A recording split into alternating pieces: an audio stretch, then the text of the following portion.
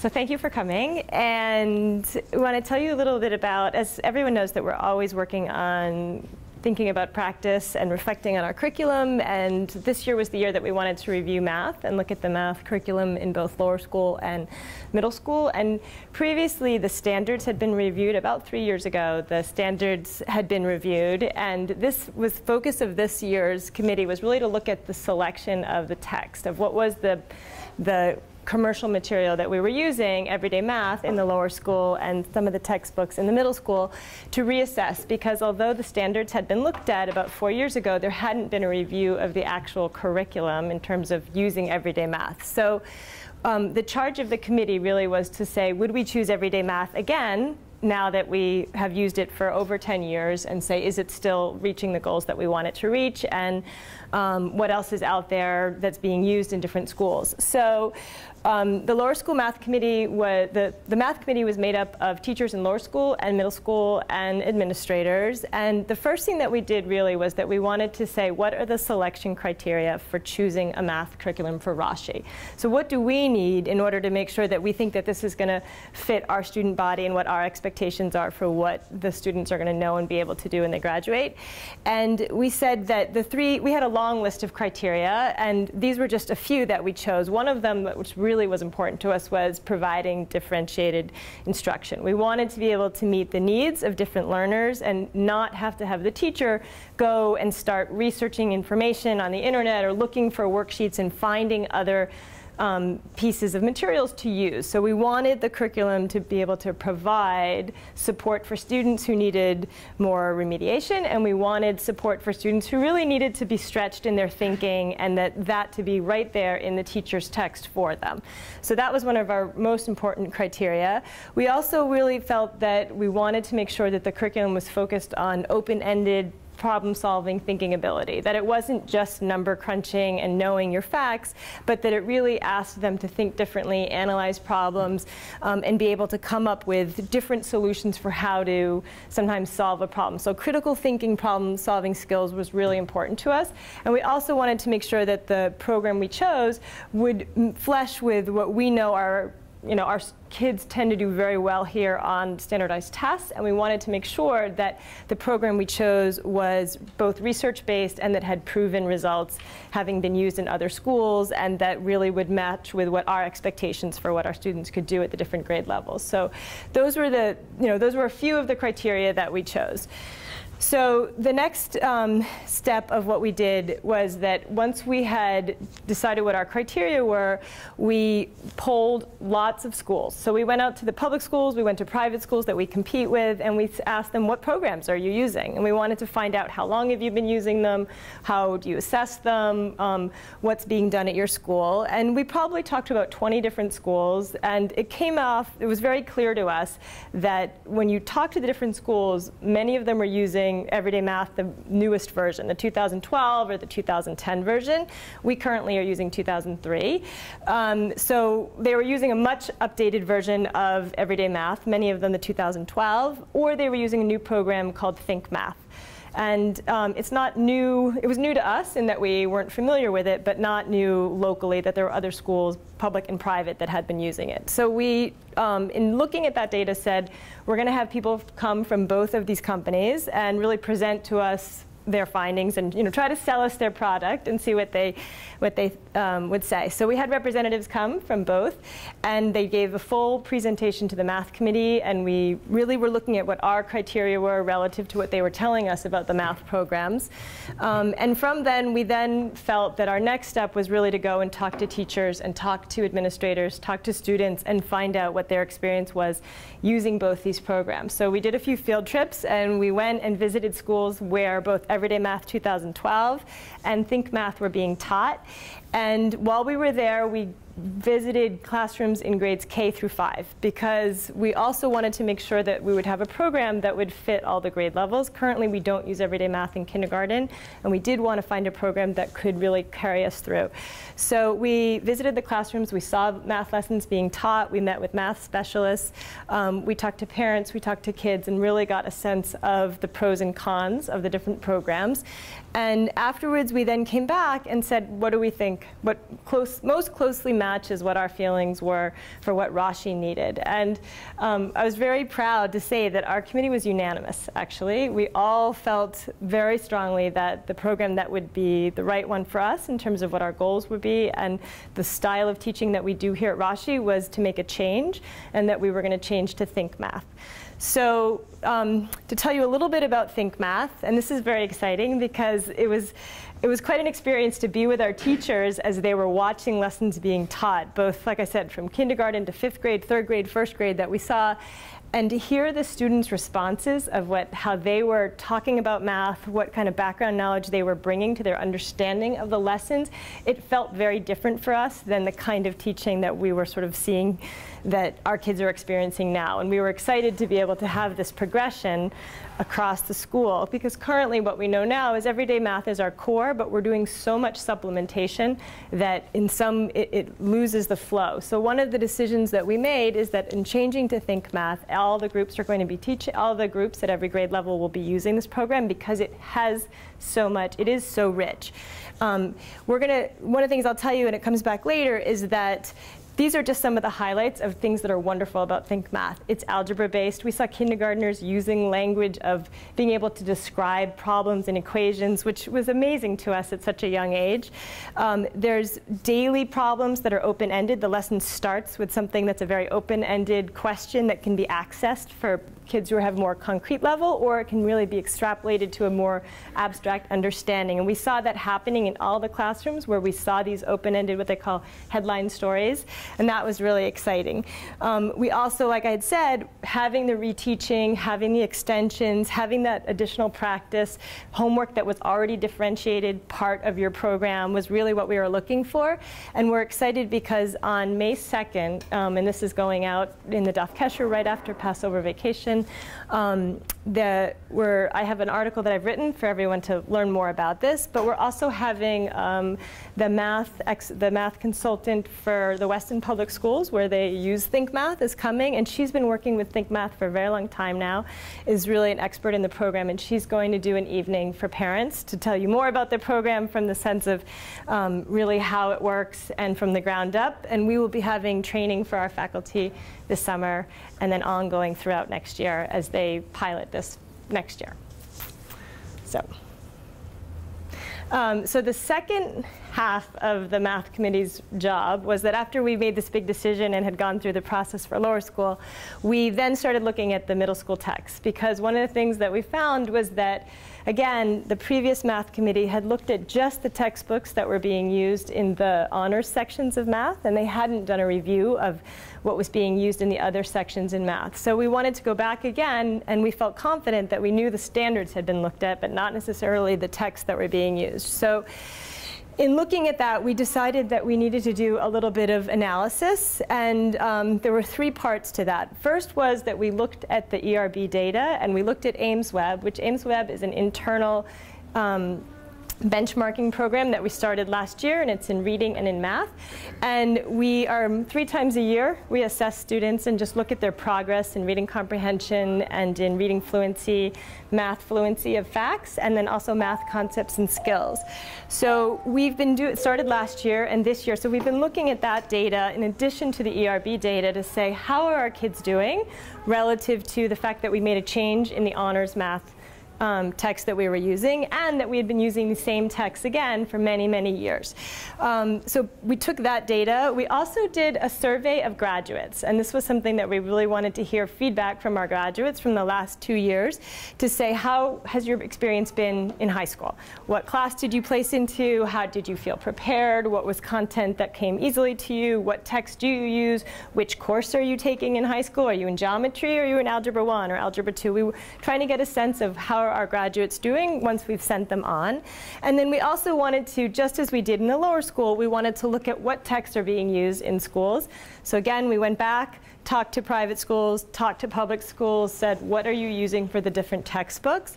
And trying to get a sense of what's happening in middle school math out in our community.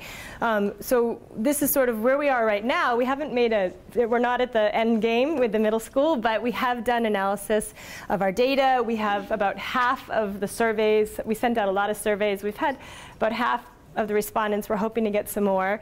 And then we also have texts that we now have ordered and are looking at, our committee is looking at, with a goal of making a recommendation after Passover to see what we feel is going to be the right text for us to either continue with or make a change. The big focus for us was that we felt, although we know our standards are excellent and that they're aligned with NCTM and with the Common Core, we really wanted to be sure that we were re-looking at the textbooks that we were using to instruct to say, is this what's the best that's out there? And really the essential question is, would we choose this again? Because just to stay with something didn't make sense unless we really felt it was offering something new and exciting for the teachers and for the kids in terms of how they're thinking about math and what their skills would be like when they graduate. So that gives you a sense of math. I'm going to switch topics from math to tell you about technology, which is really what I know a lot of you are excited to hear about today. So this year was, we started this year with a pilot, and it really came around a different way of thinking about technology and how technology can enhance teaching and learning. And the term connected learning actually comes out of the MacArthur Foundation, and where they've done a lot of research around how students learn and what gets children excited and wants to sort of engage their passion and keep them learning. And they really focused on how can technology help to aid students' achievement and excitement about learning and grow their skills.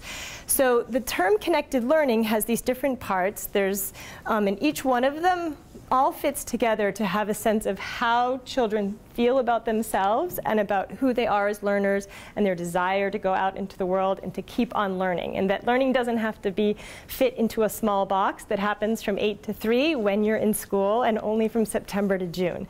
And that there's this idea that if you think differently about learning and working with others and getting engaged with your passion and wanting to research and find out information, that it changes students. It just changes their whole thinking about what it means to be in school or outside of school. And the center of, so there's these different parts to it. And of course, there's always the academics, that there's core skills that everybody needs to have, and there's core content that everybody needs to know. But how kids get to that content and the skills can vary differently. And the idea that you want to have students very engaged with interest so that you can have them working on projects that are very much connected to their own interests, because research really shows that when students are engaged, they're much more motivated. So you want to have a sense of that personal specific commitment that's to that child, which will help further their desire to learn more. And so that the interest-based learning is very, very important. But also the sense that the skills that students are going to need going into the 21st century is much more about being able to work collaboratively and to be able to be working in groups, and that you want to be able to be innovative in your thinking, collaborative in your thinking, and also problem solve. Because the idea that there's a lot of research actually that shows that if you look at the Nobel Prize winners over the last 5 to 10 years, it's actually been groups. It hasn't been individuals, and it's really been a change in the sense of people needing to be able to work together. So you want to have a much more project-based learning where kids and students are working together and learning how to negotiate some of those gives and takes. And that fits in with the peer culture as well, because there's so much that students also need to learn about their social skills, of being able to compromise, being able to sometimes give a little more, sometimes pull a little bit back, listen to other people's ideas, and that together, that working together actually will produce a greater whole than that single person.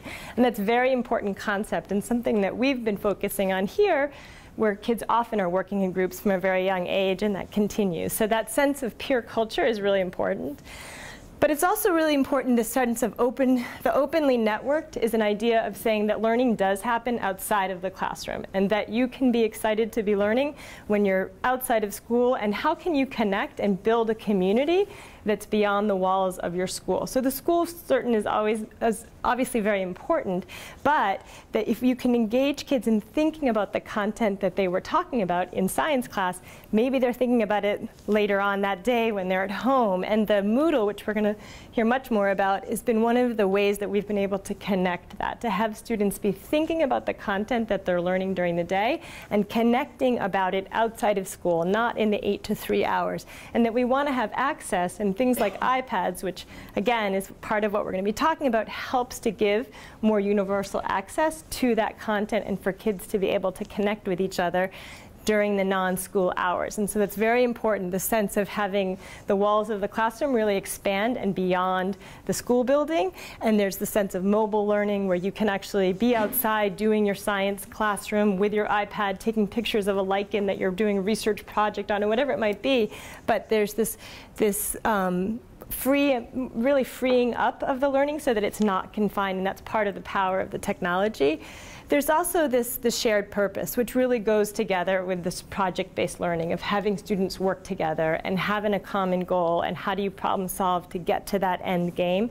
And that when you have students working together with a shared interest, problem solving, coming up with new ideas, these are the skills that they're going to need as they go out, and not just past Rashi or high school and college, but really when we want them to be ultimately in their 20s and 30s and working and having these strong desires of how to work with other people, collaborate, come up with new ideas, problem solve, use technology to enhance that, and bring all of their core skills that are really strong and rigorous academics that they have embedded, but they're bringing them out in a different way. And so that's really the idea behind connected learning, and we've tiptoed into that this year by using the Moodle, by launching our Moodle pilot, and also by using iPads. And so we're going to talk more about that. So I'm going to talk a little bit about the pilot program that we started this summer and have continued throughout the year. And there were really three components to it. So the first was that we needed teachers who were willing to pilot. And so we had, we sort of put out an offer for people at the end of last spring, and we came up with a group of 10 or so teachers who were looking forward to piloting this connective learning initiative. And so we did 3 days of training over the summer, right at the end of school in June, and then we did another 2 days in August. We also had an optional day in July because teachers after the June session were so jazzed and excited about it and didn't want to wait all the way until August to reconvene, that we had another session in July where the teachers came in. And we worked with a consultant, Michael Mino is his name, and he led the training for us. Amy met him at the Jewish Day School Conference last spring. He came and talked to the faculty. Based on his presentation, teachers decided whether or not they felt like they wanted to take this on, and we decided to pilot we have one kindergarten class, a third grade class, a fourth grade class, fifth grade class, and a clustering in seventh grade. So one of the seventh grade math teachers, Spanish, Jewish studies, social studies, and also we have pilots in art and music. And as compensation, we gave the teachers who are piloting an iPad to use within their classroom, also to use to document, to use with students, and to just get more comfortable with the technology. So the parts of it are what we call the Moodle, which you may have heard. And the easiest way I can describe it, it's an online learning environment. And in the younger grades, we're really using it as a collection of resources, a communication tool between teachers and students and teachers and parents, and sort of a repository of all of the materials that we have. And the other integrated piece with this is Google Apps, and so that every student has a Google account that is internal within the school. They get their own email address, they have their own YouTube channel, they have their own Google Drive with docs and spreadsheets, but it's only usable within the Rashi network, so that students could only email other Rashi students or teachers, and they can't send or receive from outside of Rashi. So it's a safe way to have students interacting online, but also that it gives us an opportunity to educate and to teach students about digital citizenship, which we'll talk about a little bit later. And also that it's a good communication tool between teachers and students, and I'm going to show you some examples of that as well. And the Google Apps is free for schools, but the nice part with our Moodle that our developer, it's all integrated. So the students, they sign on once, they have one username, they have one password, and they have access to all the materials, and they don't need to keep logging on to different accounts. So it really makes it very simple for them. So I'm going to show you some examples of how we're using it in grades 3, 4, and 7. just to get a picture that really in the kindergarten, it's really for teachers to use to communicate what's happening in their classrooms with the parents. And that there's some use for students, and in third grade is really going to be the time that we shift from having it as strictly a teacher-to-parent communication tool, but having some access for students as well. So I'm going to show you the page for my class and some of what's on here, so that in terms of from the parent end, that we have videos and photos and things like that so that the parents can get a lens into what's happening in the classroom. And the students like seeing this as well, I'm sure. And it was interesting at the beginning of the year when I took a photo album on the first day of school, and I had to sit with my clipboard with all the kids' names on it at first because I wanted to make sure that I had everyone included. And for the first few times I did that, I made sure of that. But I think sort of my goal, and I think what's happened, is it's become more natural and that it's just part of the flow of the classroom, that we'll use our iPad to take some pictures, we'll document, we'll put it up there. And that it's just become the natural way that we're documenting what's happening in the classroom. And with the iPad, it's so easy that I can just pick it up, take a few pictures, quickly send it to our Picasa album or to iPhoto or whatever, and it takes minutes and it's up here. And so it's made it really easy to communicate that way. We also have, for students, you know, they have the class list and the schedule and things like that. And also we have resources. So if a student forgets their spelling words at home, they can just go on here, click, and it automatically will download their list of words, and we update that every week. The Empower Paragraph Organizer, we use it every Monday night for homework, and so it's there if they need it. And there's other resources for math. So we're doing a unit on geometry that we just finished today. So we have a video linked here for Brain Pop, which is where we have a subscription to. So when the student logs on, it automatically logs them into Brain Pop, and they can get the video. If they forgot what polygons were from the lesson in class, they can go and look and see.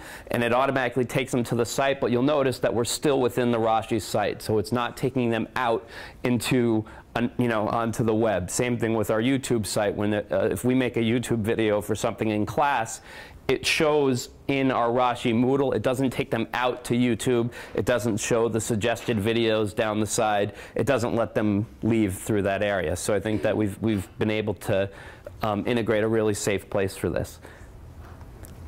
The other nice piece about this, and so we have it set up for all the different subjects. We have resources and videos and pictures and things like that. And then also we have what are the documents. And so every student gets a Google Docs account. Grown-ups and other teachers have a really hard time figuring out how to navigate Google Docs. What is this about? How do I share? The kids pick it up really quickly. So we spent one day and I was going step by step. This is how you click here and share. And before I had finished, I had all of the documents already. The kids just picked it up. I went into sort of pilot this with the other third grade class, with Jessica Solomon's class. In a half an hour, every kid had an account. They had a password. They had started a document. They had shared it with their teachers.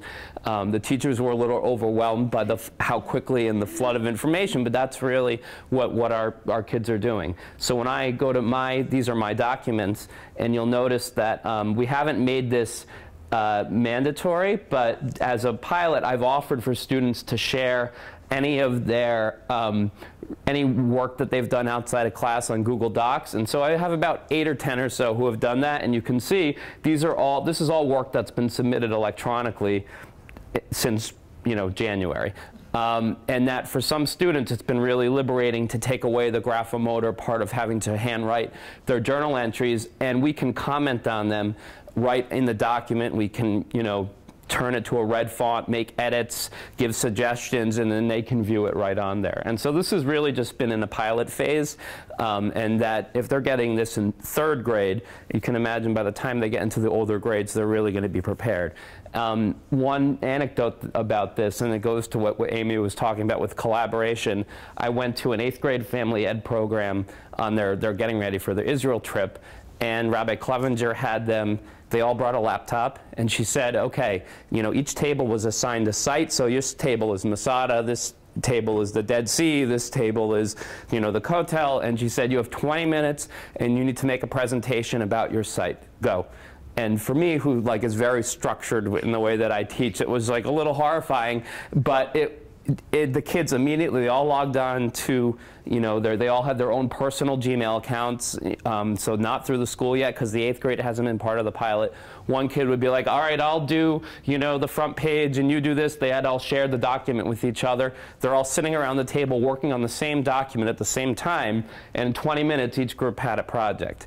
And it's not so easy. Amy and I tried to do an article together on Google Docs where we were both working it on the same time, and it was hard for us to get used to that. And, you know, I kept stealing her cursor and she kept going in here, but the kids, they figure this out. And it's a way that they can all work on something at the same time. It saves automatically. You can access it from everywhere. You don't have to worry about, did I save it to my desktop? Did I save it to this folder? It's there. And if they don't have the same computer the next day, they go home, you know, they get a different computer. It's there. They can access it from their iPad, their phone, whatever it is. So it's really a great feature that we have here now. In the 4th grade, I'm going to show an example of one of the 4th grade, this is from earlier in the year, using an app called Show Me. And this is where kids can create their own instructional videos, and it's a great assessment tool. So that as a teacher, I've made some videos for my math class to remind kids how to do long division, so when they go home, they can watch me doing it on the board and say, okay, I remember that. But as an assessment tool, it allows students to be able to create their own videos and show how to go through a certain problem. So here's a very short clip from a 4th grade class earlier in the year.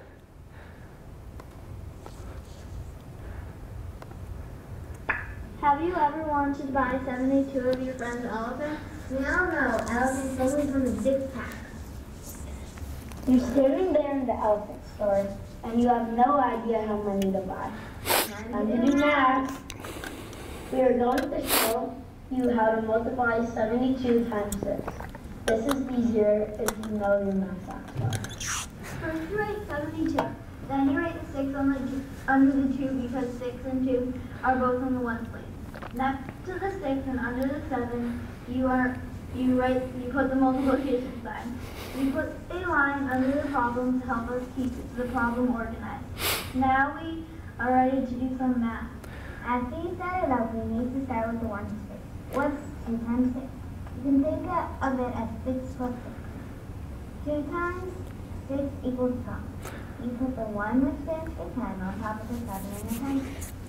And then you put the 2 under the 6 and the 1 okay? Next, we're going to do 6 times 7, which equals 42. We add the 1 that we carried earlier to the 42 to get 42. We write the 43 in the answer.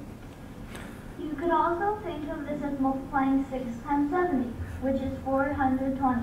Then adding the 10 we carried to get 430. This is why the 4 in the answer is the hundreds place, and the 3 in the answer is the tens place. So you would need to buy for your 72 friends 432 elephants. Okay, so you get the idea. This is, you know, the students with just an iPad, they're using their fingers to write. And you know, the power of this is that if you had an entire class, if every kid had an iPad and you were to say for homework, I want you to do one problem and explain how you're doing it, that's much more valuable as an assessment than a student coming back and giving you the completed worksheet with all the problems right, because you don't really know how they, you don't know if mom and dad did the homework with them or for them. You don't know what the actual understanding is. You just know that they have the correct answer. So this is showing, and also if they don't have good understanding, you can see where in their thinking that they're tripping up a little bit. So this is a really valuable tool, and you know, we had this, the teacher did this with just his one or her one iPad, but if we had, you know, with multiple iPads, if every student has it, and it's very easy because it's integrated through the Moodle, they can save their video, they have it there as record for, you know, for always. The other one I'm going to show is a 7th grade course, and this is more, Moodle is more used in higher ed, and so that we've sort of adapted it for lower school as well. In the 7th grade, the teachers are able to use it more as digital course content. So here's Mr. Sivan's 7th grade social studies class. He has all of his documents, all of his assignments. He has videos, everything embedded, and it's done sequentially so that his courses, by the end of this year, he'll have it there. He'll have all of his materials for next year's kids, and if there are changes to his curriculum, he'll make minor changes here and there within the Moodle, but that the hard work is really already done for him. One of the nice features is that it has online discussion forums, and again, it's safe. It's only students can only access it if they're enrolled in Mr. Sivan's class. It's not open to the general public. Parents can't go in and see it if it's their child, so it gives the students a safe way. Parents can view as guests. They can view any courses as a guest, so they can see what's happening in the class, but they can't view their students' work. They can't edit their child's work. They can't see what other children are what other children's work looks like. So if you look here, this is in, actually I'm going to go back. This was from earlier, but here's one that's more recent, that he did a discussion forum where he had them, they had to read an article, which is posted right up on his Moodle page. So they would download the article, which is right here, and then have to react to it. And so here's his assignment. And you can see this is just one class. He does not have 91 students, obviously, but he got 91 responses. So that the students were really invested in it and that they were responding. He has a record of this so that he can go back and see what the students wrote to each other, to him, and he has a rubric from which to score the responses on this. So that it's a different way of achieving perhaps the same results that he's wanted, but that it gives him just a different forum for students, quite literally forum, for students to share their thinking about a certain topic.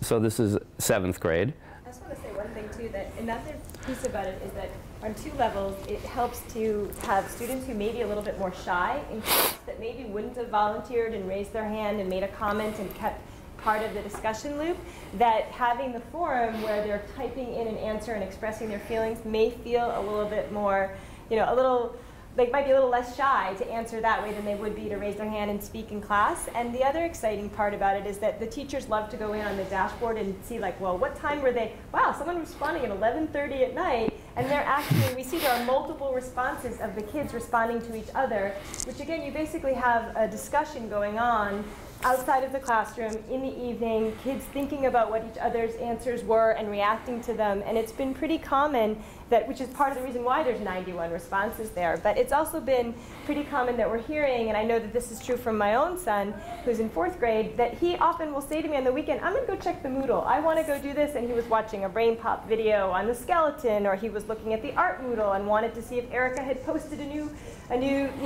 question and assignment and some art for him to look at. So that sense of, it goes back to that connected learning and that idea that students are engaging with the material outside of school hours and are excited and they're interested, and it keeps their thinking going, and that's really what we want them to be excited about learning and have it be fun. And so this is just, it really goes to show that our students are really engaging with this, which is what we want.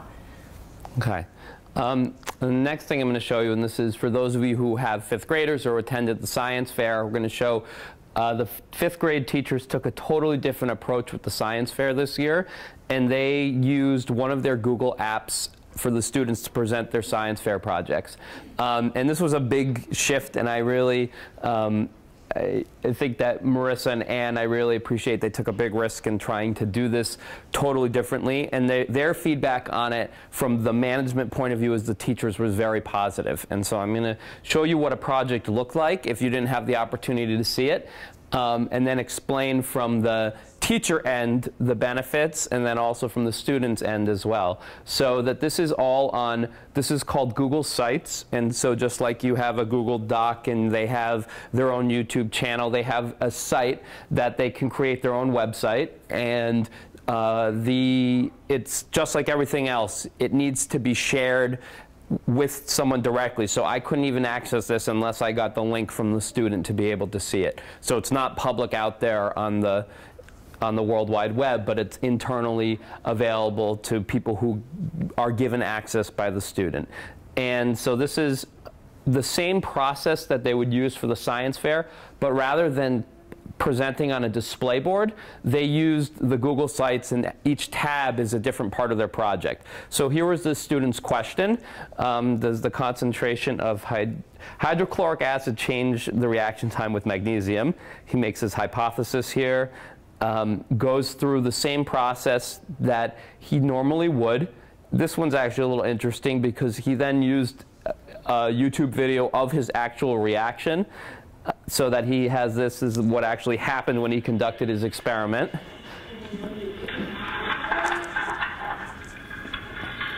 So I think that's pretty cool. And, whoops. The data that they were able to do, import their tables to show their data and their graphing as they normally would. And this student also added in some images related to his experiment in here, so that they were able to take all the components of their traditional science fair project and share it digitally. So the advantages of this from the teacher's perspective was that all of the students' work was there, and it couldn't get lost, because once it was up here, it was there. They could access it from anywhere in the building, provided that they had a laptop or an iPad or something. They could access it from home. It's there permanently, and it can go in the student's portfolio, which Amy's going to talk about in a few minutes. And that it really cut down on the amount of back and forth between, do you have your binder with your materials, where's your graph, all of that stuff. For even our most organized students with the best executive functioning skills out there, managing a project like this isn't easy, and that took part of that away from it.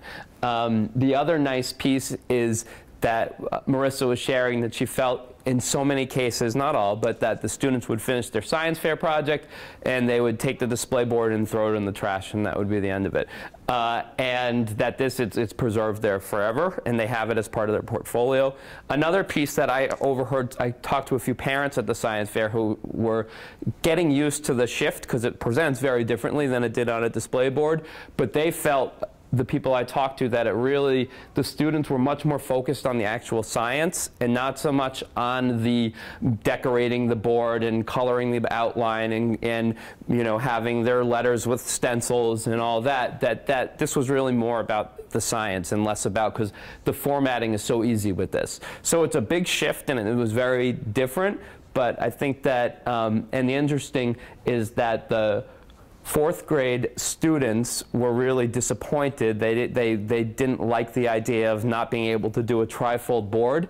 And the sixth grade students were overheard talking about how they were jealous that they didn't get to do a digital presentation. So I think it's just, with any change, it takes a little getting used to, but they felt very positive about the experience. They're going to move forward with it next year as well. So again, this is just one example. There are lots of different ways to use websites as an assessment tool, having a child build a website, and they got very little instruction on how to build the website. These are fifth graders that Michael Mino, who is our consultant I was talking about, he came in, I went in with him, we walked into the classroom, he showed them a couple of things, and quite literally by his 15 minutes in, they were all ahead of where we had expected, and were going and working on their websites and figuring out, oh, I can drag in this image, I can import this video. So it came very easily to the students. He actually felt in his time here that the third, fourth, and fifth graders really took to this much easier than even the seventh graders did. That because they're at that age where they're so open to new ways of doing things, and that it's so intuitive for them, that they're really ripe for these changes that we did this year. Okay, so Amy is going to talk a little bit about what our objectives are for next year. So Dave talked a little bit about digital portfolios. I'm going to wait to talk about that and just start off by saying that, as you can see, we've done a lot with technology this year. And one of the things that we were very thoughtful about is that you can't launch all this technology within a school and not be responsible around educating children about what is responsible use of technology.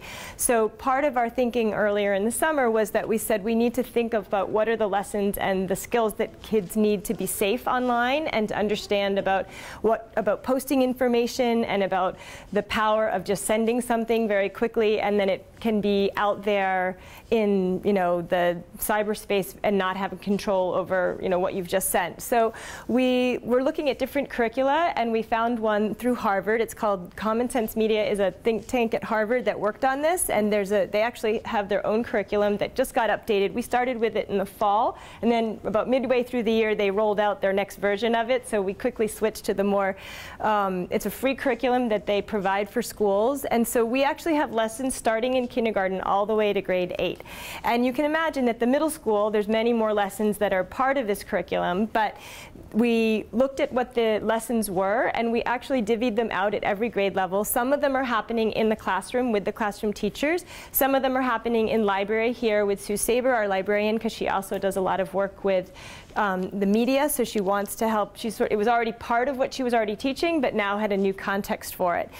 In the middle school, we're doing some of the lessons again in social studies. We're also doing some in advisory, and that's going to be rolled out because we really want our students to be thinking about the power and what the use of technology is, and having a clear understanding about being safe online and being able to recognize accurate websites and being able to judge if something is a good resource or not. So there's a lot of different components, and the curriculum itself actually has different strands that go through the different grade levels, and we're covering all those strands as they move through the grades. So it's really, we felt that it was really important that as we launched this new technology, we also were making sure that the students would be safe as well and understand the power of it. So part of the work that we did this year, I have to say too that, we know this, but our faculty here, the teachers who are in our pilot, our consultant, Michael, that Dave mentioned, he initially said, well, we'll probably get this far in this year. And this summer during our workshop, I'm expecting that we'll get here. And he could not believe how our teachers took to this and ran with it. And every time they would start asking him questions that were like 3 or 4 steps beyond where he thought we were going to get to. So he has been absolutely amazed by what we have done in just 1 year. Really what we've accomplished in 1 year is what some schools will do in 2 years. And I really want to credit our faculty because they've been so incredibly just excited by this and have taken it on, and they've embraced the change and really have seen the difference it's making in their classrooms and in their students' experience. And so I just give so much credit to them for what they've already taken on. And part of that was this idea of projects, that as much as they had created their Moodle sites, the next step kept on going to say, well, let's think about projects and what's year 2 going to look like. So we said that our springtime was really devoted to saying, let's create some templates for our next set of users, because we're going to be training more faculty this summer. And so we wanted to be able to provide some templates from our early adopters to be able to say, well, if you're going to do a project on Israel, or you're going to be doing this science project, or you're doing a social studies project, here are some templates that you could use. And so our 4th grade is working on a template, and Marissa has this template that she made through the science fair. And we're trying to establish something that we can hand off, because another piece of what we really wanted to do in terms of the continued professional development is that now that we have a set of teachers who are sort of our power users after having been a year through this, we really want to have a culture here where our teachers can help each other, and that we have some localized experts in different areas, and that we can say, well, if you really need help with putting in an RSS feed, go talk to Keith, or if you really need help with embedding video, talk to Dave, or if you need, so that the faculty who come on board next year will really be able to reap the benefit of being able to know what our first pioneers, what our first group has accomplished in year 1. And as Michael's actually last visit is right after Passover, and we're going to be looking at what we're assessing for our first group of users, to be able to say what worked really well for you, what are some areas you're going to want some more ongoing support, where do you think are your areas of real islands of competency that you could help somebody else, so that we can really have a good assessment of how this year went and move it forward for next year. Because as next year, as we launch, our goal is that in 3 years, all of our teachers will have their own Moodle course. And so it's really a rollout that we see happening. We have a good number of teachers that are this summer that are going to be also building their courses. And again, they'll be using the templates of the courses that our pioneer teachers built. So we'll really be able to have, they'll be learning how to build some course content, but they're going to have a template to work from. And that's very exciting for us. The digital portfolios is something that we are really excited about. And again, another project that we didn't think we'd get to this year, but because of our faculty, we are taking it on. There was this idea that so much of the work now that we're going to be able to capture and that students are doing is digital, that whole thing of the science fair board that then gets thrown away and it's this really authentic piece of work, we want to capture what our students are doing and capture their progress. So we worked with Michael and talked about what would a portfolio look like. Portfolioing in education has been happening for a long time. There were times where people had milk crates and they were keeping all their kids' work and the teachers would get out the milk crate and start showing the writing pieces, and then someone else used pizza boxes, and there's been all these iterations of what's the best way to capture a student's work over a year's time. Well, we've sort of taken that and gone to the next level because we actually are going to be portfolioing students' work in their whole experience through Rashi. So starting in 3rd grade, we're going to start collecting some digital models of their work, and that it'll actually follow them all the way through, so that when a student graduates, ultimately they'll be able to look at sections of their work in all these different subject areas. So we have a template that's a 3 through 5 template, and we have a middle school template. And as you can see down the side, that there's going to be content in all of these different subject areas, and that the teachers and students will work together and saying, what's a piece of work that you would like to submit to your digital portfolio in the fall? And they can have these conversations one-on-one about why are you proud of this work, and what would it, why are we putting this in here? And then again, maybe mid-year or whatever the time period that they want to, the teachers are going to create a rubric for what kinds of work would get put into your portfolio, how often are we putting pieces in. And it's so simple with the Moodle, because if they're using their Google Docs, it's very simple. It's going to be a one-click for them to be able to take it and drag it, and it'll go right into their digital portfolio. We designed this also that if you can see the banner across the top, we also want it to be highly personalized, so that every student will write something about themselves in the About Me tab. We want to have them capture maybe some of the electives that they did when they're in the middle school in this example that they really loved, write about them, tell why they chose them. We also want to, of course, have social justice, so they can maybe write about their experiences in Newbridge or trips they took or Tamhui or anything that happened in their experience at Rashi that really resonated for them in terms of social justice. They'll write their own goals. Also, even for the younger children to be able to say in 3rd grade, my writing goal is going to be X, Y, or Z, but to start having those conversations. And the banner across the top, what we're going to be doing, you can see here it's from the mosaic, but we're actually going to be working with Erica that students will be able to have a photographed image of a piece of their own original artwork.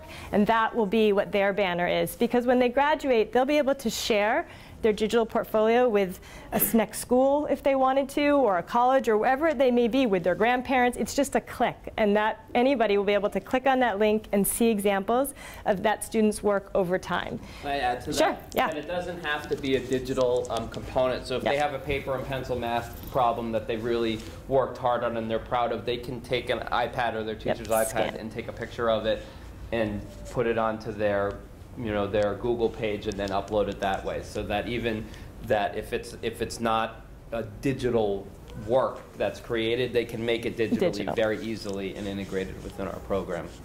But you could see how where in science, if they were doing a project and they had created a video, or if they had created a website, or they had anything that they may have created that we want to capture and save, now is so easily just uploaded right into that portfolio, and it'll something that they'll have with them always. So we're really excited about it, and we actually started this year because in 5th grade and in 7th grade, they decided for the second, just in the springtime, they would start capturing some of that work, so that the students actually will have begun to build that.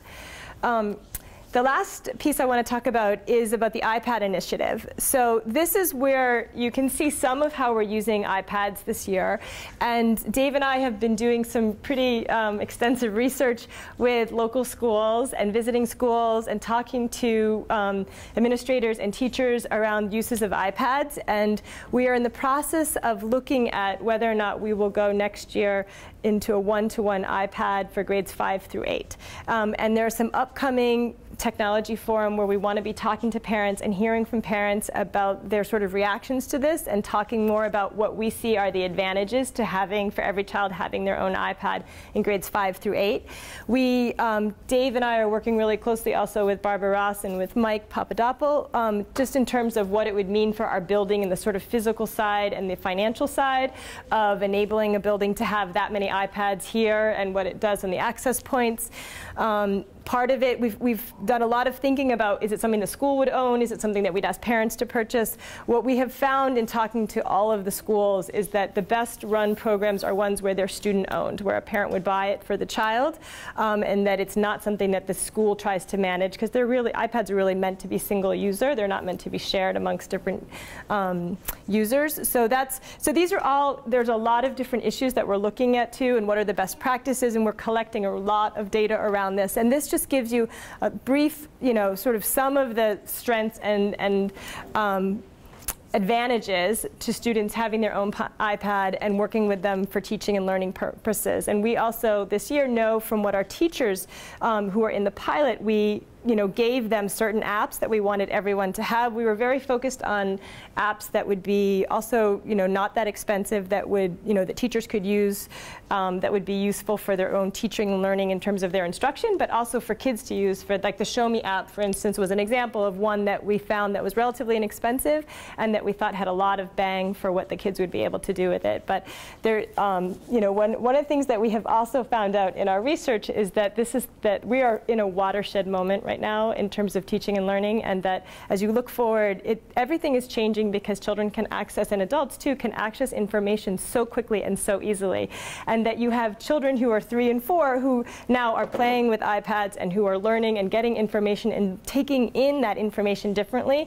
And so that they are experimenters, they are innovators, they are thinking that way naturally, and we in schools are we are really thinking carefully around making thoughtful choices about technology, but also wanting to make sure that we're going to be able to really harness that excitement and the power and the energy that children are bringing, because we're seeing already in just this one year how our students are feeling differently about their schoolwork and about the content and that engagement, which is really what you want to have, because children learn best when they're engaged and motivated to succeed and when it's exciting for them. So like I said, we are going to be, there's a couple of dates that we want to show for people. These are important events that are going to be coming up. All of this will again be in the Daf Kesher, of course, but we are going to have these 3 iPad forum for parents to come and hear more and talk more and get some reaction to the idea of the iPads being launched in grades. It's really current 4th graders through current 7th graders, because it would be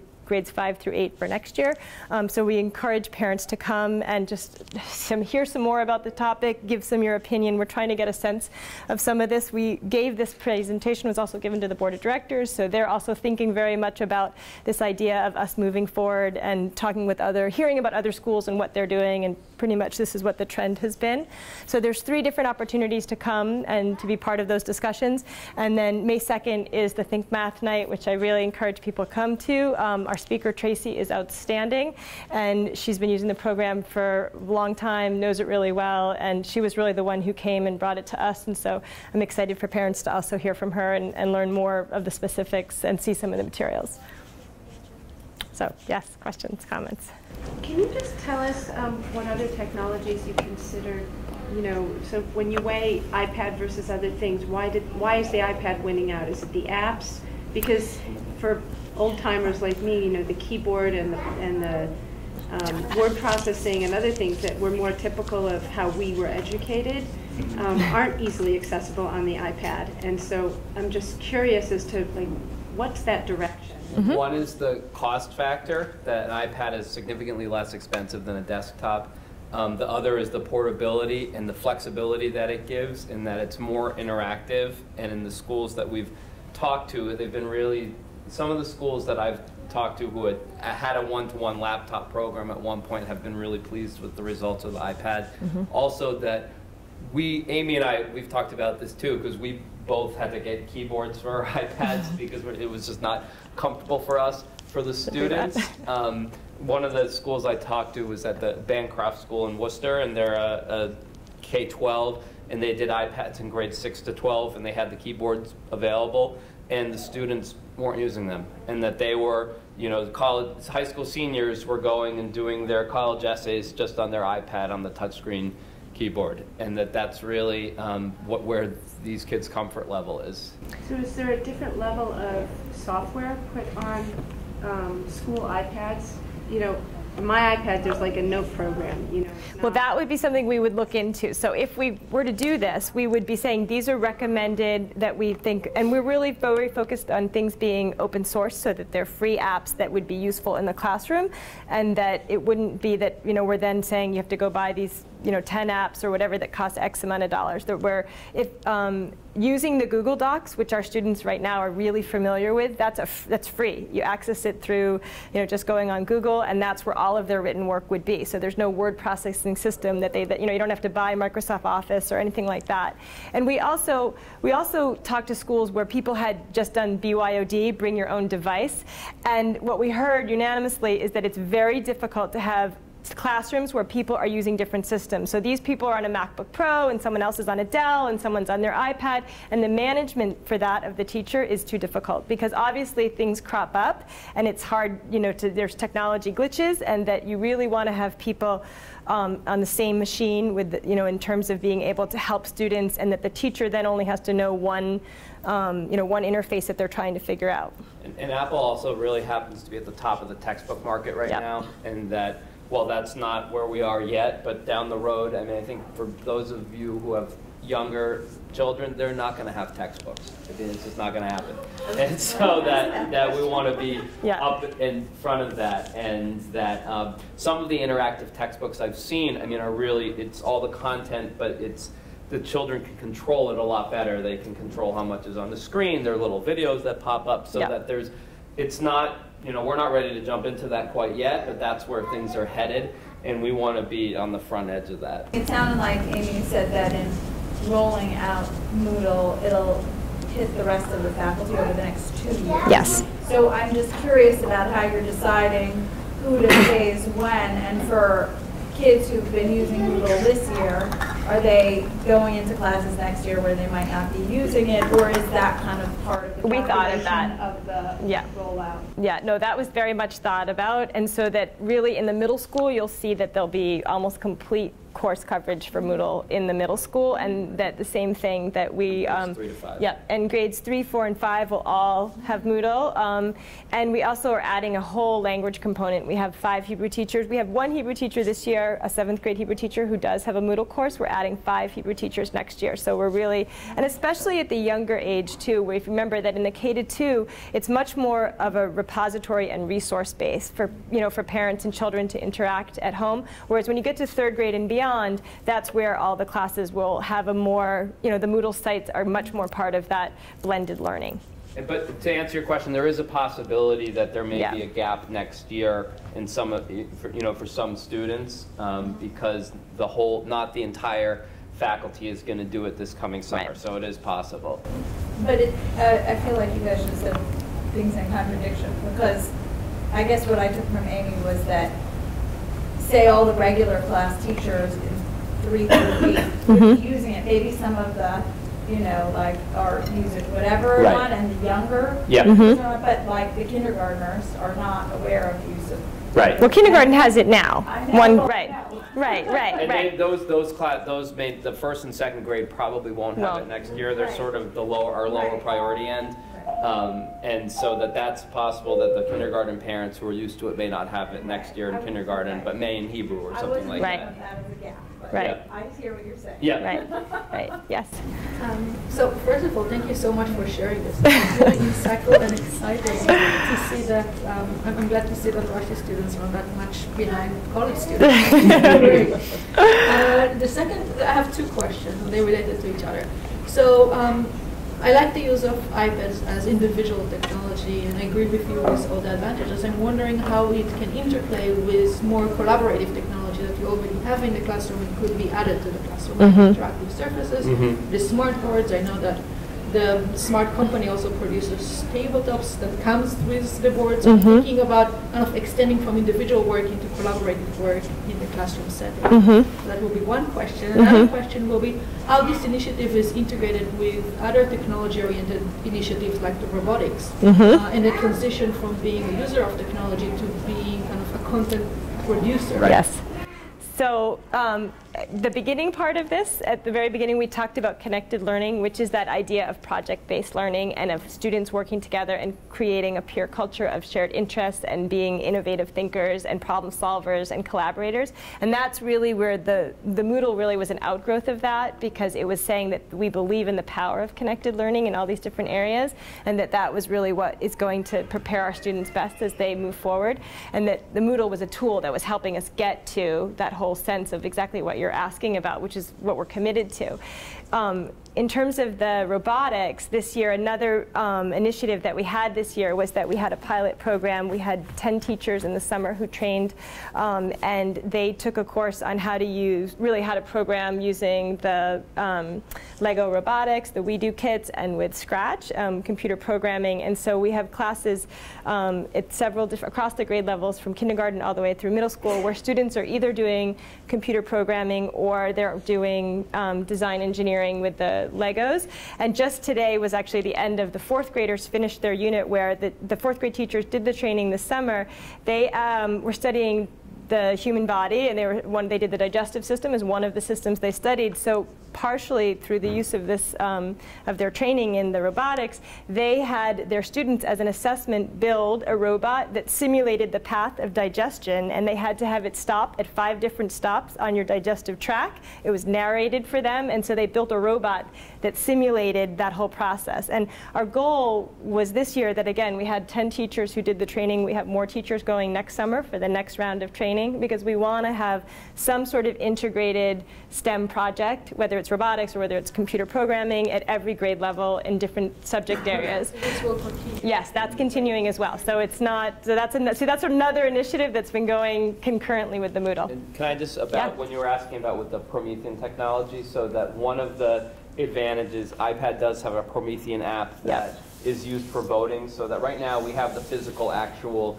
devices, so that in my class I can put up a question, kids can answer, and it generates the responses. There's now an app that does that, so when this hardware dies on us, that we won't have to replace it with an iPad app, that students will have access to that. And it also, you can control your board through a third-party app, so that it's called Splashtop. So I use it when I'm using the board instructionally. I can walk around with my iPad and control the board, so I'm not tethered to the front. If I have a student that's sort of sitting in the back and I look like they might not be with me, or they might be fidgeting with something, I can continue my lesson and just walk around and actually teach from behind them. And you can hand the iPad off to a student and say, what do you think about this? Here, put it on, and they can take their finger and control it from up there. So it's not perfect, but there are options for that. Yep. What happens to the teachers that you're hiring then? You're going to have to select certain teachers. And what about teachers that are here now that don't want to learn this, or don't know how to learn this, or reluctant to learn this? And what if they quit? And what if they're fired? Well, I started off by talking about the faculty here that really embraced this, and the fact is that this is part of being a Rashi faculty member, is the sort of sense of desire to always be growing and learning, and also to be learners themselves. And so it's part of our professional culture here. And when we hire people, it's very much a part of our conversation around, are you reflective about your practice? Do you want to grow? And this is part of how we teach. So we've actually had, we did this presentation, a form of it for our faculty about a few weeks weeks ago at the faculty meeting, and it was exciting for our own teachers to share with their peers what they've been doing, and the outpouring and excitement that are overwhelmingly was, I mean, they really are, everyone else is excited to be part of the next, we actually have a very large group this summer, so we're thrilled about that, so that is not a problem. So thank you for coming.